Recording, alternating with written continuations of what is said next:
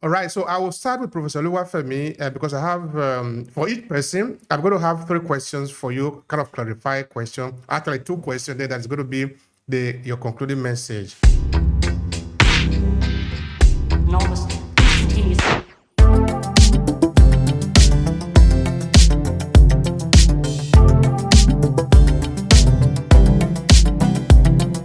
You were talking a lot about the colonial mentality that a lot of leaders exhibit in Africa. Now, the question, actually, the curiosity is, do you think our leaders are aware that they are exhibiting this colonial slave mentality, or is it something that they are not aware of? So, sometimes when you don't know that you are suffering from something, you don't ask for help. Yeah. I mean, you remember in the last podcast we did on new colonization in education. We talk about Abeck, what he said in his article in 1977, making reference to the servitude of the mind, and we're able to look at when someone is under such influence, it is subtle and it resides in our subconscious mind. So that kind of trauma has become norm. So in terms of people's awareness, so it is embedded in our psyche, and so it is natural and it becomes part of our value system, and that is the danger. Are you an entrepreneur struggling to stand out in a crowded market? Your secret weapon is your story. Discover how to make your competition irrelevant by owning your story. Want to learn more? Check out our signature program, Own Your Story, a 5-week training to reshape your narrative.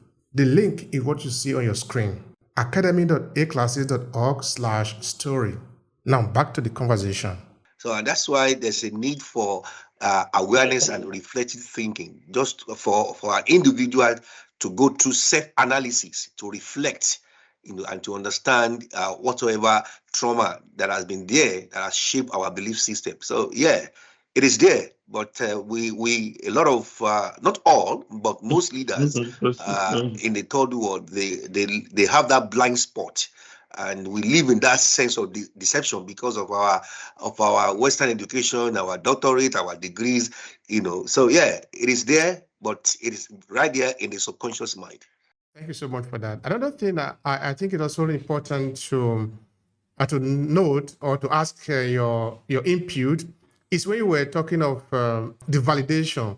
That most times, most people, most Africans, of course, this happen across because I see also a lot of intellectual and even ordinary people seeking approval from the Euro-Western mentality or the Euro-Western idea, so that it appears that you are sort of telling them, tell me I'm okay, tell me I am right, give me the approval that I am a human being, I am not qualified, give me a good man to say that I'm not okay. So what do we need to do as a people to stop seeking this approval from other people, to know that who we are, we're already good enough? Share with me on that, please. Thank you. Thank you for that question. Remember, during the lecture, one recurring theme that you can find was the damaging effect of colonial trauma is inferiority complex. So if you look at the description of the concept of slave mentality, again, the recurring theme is inferiority complex. So, and that is the issue. So when someone is suffering from that complex, and that's why they always look forward to receive validation from the so-called standard, and so that tendency to look for validation, it is personal, and that's why you see us that we want to travel abroad. There's nothing wrong in that. Travel abroad, we'll have our graduation, show off on Facebook, tell somebody my kids are studying abroad, they were trained in Harvard, they were trained there. So all these egotistical things that we display, not even looking at what are the effect of the philosophy of education we're exposed to in the Western world, not thinking about how the mindset has been conditioned to ignore our indigenous identity, our indigenous uniqueness. So, and that is the issue there. So that validation is a personal thing. It's coming from the trauma of inferiority complex. Thank you. Thank you so much for that. This is the last thing because I know that, okay, we already spent the time. What is the final thought here that you have? It can maybe a word or a phrase or anything. Please go ahead and leave us with your final thought in this presentation. Whoever you look up to for your self-definition can cancel you. I will say that again. Whoever you look up to for your self-definition will cancel you. Meaning that no human being has the right or the power to give me human rights. I have human right to exist because I'm God's creation. But it takes an emancipated mind to believe in such identity that is purely indigenous, that is not looking for any external validation. Thank you. Thank you so much. I appreciate you, Dr. Professor Oluwafemi. Your contribution here is invaluable. We can't quantify it. Thank you so much. Of course, with Professor Oluwafemi, we are really very deep here. We have done a series of interviews relating to Africa, to African diaspora, relating to transpersonal psychology, relating to our slave mentality, related to trauma that we are suffering from based on the experiences that have happened to us. Of course, we do have time to be able to explore each of these, and we have many of them that are available on our YouTube channel and also on our website. So this is what we are really here for, to help people see the light. You see, when you light the candle, you don't force people to see it. You just put it out there. You don't say, hey, come and see it. You put it out there. Those who want the light, they will find it and they will use it. Those who do not need it, they will see it, but they will look the other way. So I think our role is to light the candle and put it in a way that people can see it. But we don't force people to see it. So thank you so much, Professor Oluwafemi. I appreciate you, brother. All right. Now, Dr. Ikechi, can you hear me? All right. Thank you so much, brother. You see, your presentation is also a highly valid one and also very important in a time like this because I like what you often say, Dr. Ikechi, that food is at the center of everything, that agriculture is the primary resources for every other resources, and that happened to be true. You see, me particularly, we are coming from Edo State, and we know the story of 9-4. How, of course, you know the story very well because you are an agricultural expert. You know the story of how the National Institute for Palm Oil Research lended palm oil to some people coming from the Asia country, and how they are now the world-recognized palm oil producer, while we are just there, I don't want to use bad word, we are just there on the ground, no?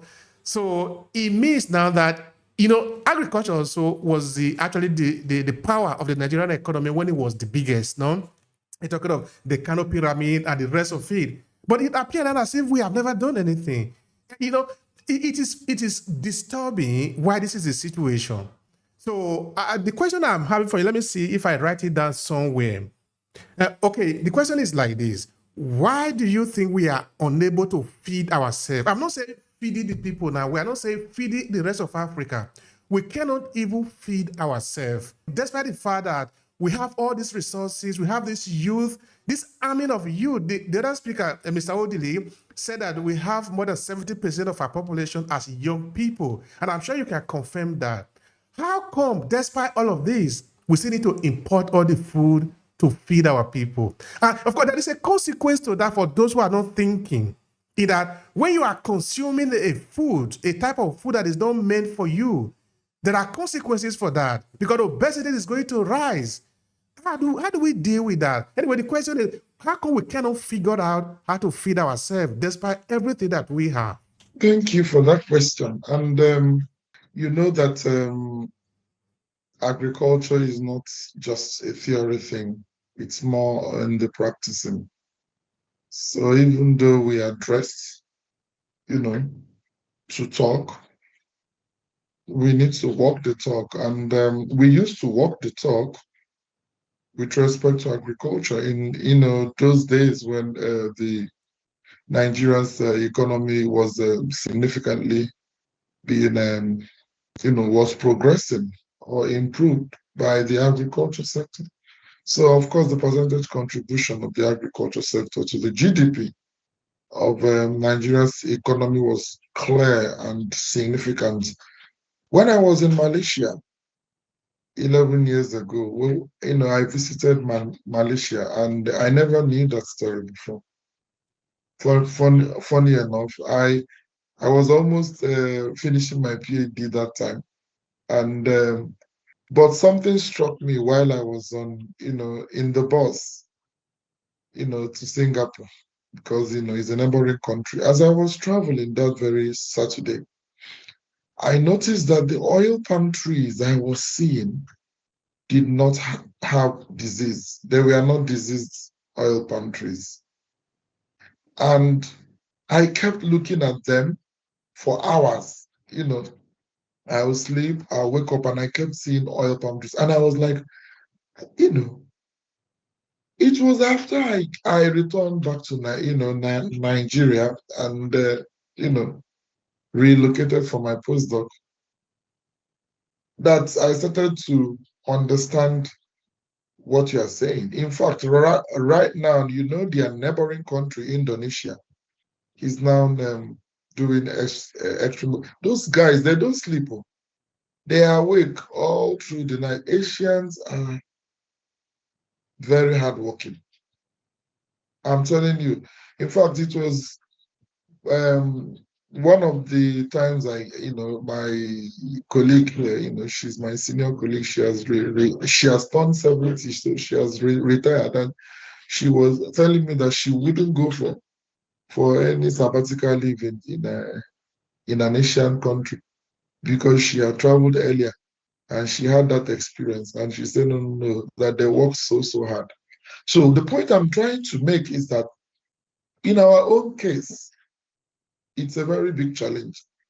The major challenge with Nigeria's account was that oil boom. Immediately that boom came, the sound of boom, boom. What happened? The neglect thing came. They neglected the system. Everything was diverted to agriculture. From agriculture, sorry, to the oil. So that was the first aberration. That was the first mistake. That was the first blunder as far as I'm concerned. That's where it all came from. And it's a pity that we forgot that agriculture is what makes us who we are. Then coming back to our glory, which is that cash crop, is a permanent crop, is a perennial crop, is a plantation crop. That is oil palm. Our oil palm, in fact, when I was seeing those oil palm trees, I kept looking at them because from my childhood days, because that was my first international trip. I hadn't even traveled out. So, coming there and seeing a tree. Thank you for watching. Are you enjoying the video? Let us know in the comment section. My mission is to help professionals like you to own their story. What would I do for you, you might ask? Well, it helps you make your competition irrelevant. Want to learn more? Check out our signature program, Own Your Story, a 5-week training to reshape your narrative. The link is what you see on your screen, academy.aclasses.org/story. Now back to the conversation. Not just a tree, trees. I mean, wide space of land, all the way from Kuala Lumpur through Johor Bahru. If you've been to Malaysia, you will appreciate what I'm telling you. I was so shocked. Now, do you know that from that place that they plant, from that farmlands, they have connection channels to the processing, to where oil palm is processed to different derivatives. Now, all those, whatever you can think of. So they have actually excelled. They have explored the entire oil palm value chain. So, and it's just like cassava now, and this is what came from us. So right now we need leadership, we need governance that will begin to stir things up. And that's, part of the, why I wouldn't look back with respect to the brain re-engineering strategy.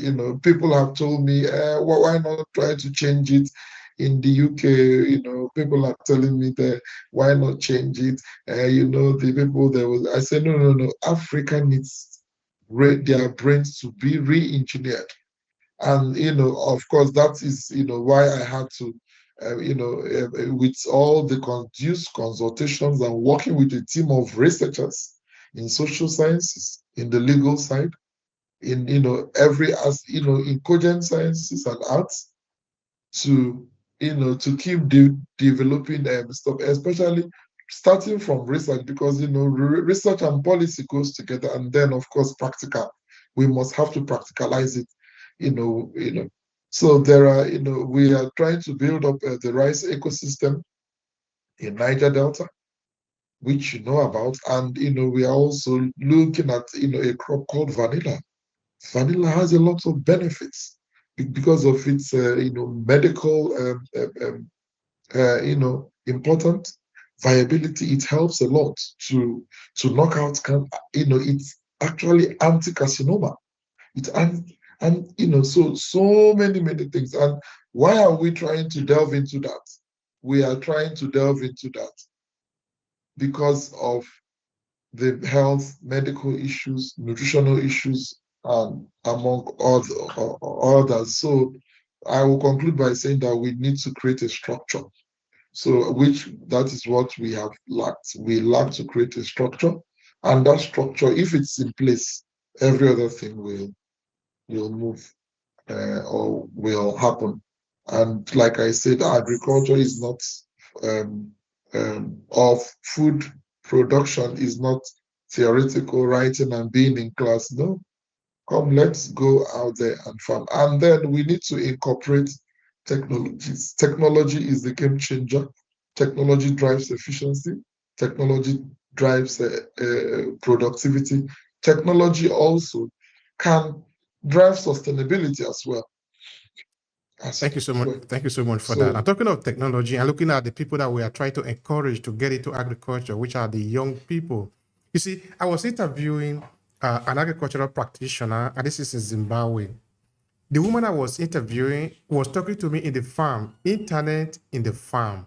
They have refrigerator in the farm. They live inside the farm. She told me that they have just killed a goat and they have frozen it inside the farm. So these are the farm that we are talking about, not the type that we went to where we literally suffer. We just go do suffer ahead. So when we are telling young people now to get into agriculture, that is what they have in mind. But what if we can manage to sell the idea to them that they can get into agriculture with their computer, go into agriculture using technology like AI and all the rest of it? Because they already know how to use technology. I think it is possible, because I think how we are going to save our country is by maybe dragging them away a little bit from the politics. Let the people develop themselves. The politician will even come to beg them. So talk to me a little bit about that. The role of technology in reviving Nigerian agriculture. thank you very much for that. Yes, in the brain reengineering strategy, you can see that technology integration is the third pillar. And technology, of course, I had already, mentioned that it's a game changer. And that is actually, aside the young people, technology helps, like we've seen a lot of technologies, machines, what it does, like in India and China. If you see the way they process cassava alone, you can get over 20 derivatives from cassava. It's so much. Cassava is used, we have primary derivatives, we have secondary derivatives, we have tertiary derivatives from cassava. Even biscuits can be produced from cassava. Even the ethanol, all those alcohol stuff, chemicals, fertilizers, Come to think of it, even the cassava peels can be used in making a lot of things. So technology is very important. Then, of course, technology is is like an incentive, is like an ingredient that makes agriculture romantic. It makes agriculture very, very romantic. And the first time I heard about making agriculture sexy was in South Africa when I was doing my PhD, and those South Africans, they were like, they were saying it with all their heart, and I was like, oh my God, in my, we don't use such words, but these days they're using it here. And when I was in Rwanda for IBMA, conference, we were with Patrice Lumumba. Patrice Lumumba, was so passionate about speaking to us about, Africa's agriculture and how we need to take it to the next level. So why are we not food sufficient? Why are we not producing for the world to come and, buy from? Why must we be nonsense people? Nonsense people in the sense that why must we have all that it takes? We have the soil, very good soil. We can get fertilizer, fertigation. Now we are talking about um, um, using human waste and surface soil of construction industry to produce organic fertilizer. That initiative alone, I'm part of it, and we are in close discussion with a Rwanda company. So that is also a breakthrough. There are other persons who are so innovative. So yeah. So technology is drives innovation. So that is one good, whether indigenous, whether sophisticated. And we have talked about artificial intelligence. We have talked about agricultural drones. Do you know that drones helps in every stage of farming, even crop farming, very large space of land? I was in a place called I was in somewhere, one farm like that in England, and it was so big, and they were mentioning the hectares there, and I was like moping like this. I saw wheat farms. I saw, different, you know, farms there, and they have drones that they use to spray the farm. They use, to spray herbicides to knock out the weeds. Of course, they have the ones that they do to knock out some pests, infestation in the farm. They have the one for, they use it for to spray manure and fertilizer.